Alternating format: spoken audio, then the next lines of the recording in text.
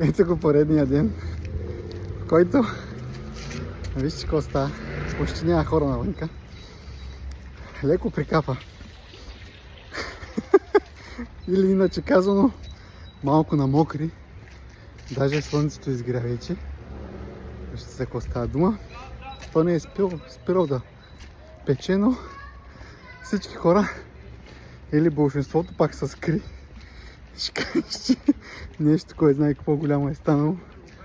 Не знам защо е този страх от този така опасен дъжд. Така че замислете се или си отговорите защо толкова много се страхуваме от дъжда. Аз не знам. Даже не съм мокър. А то леко прикапа, понамокри мъничко и изплаши всички хора, които са навънка и всеки се прибра по къщата. Или се прибира още. Така че не се плашете.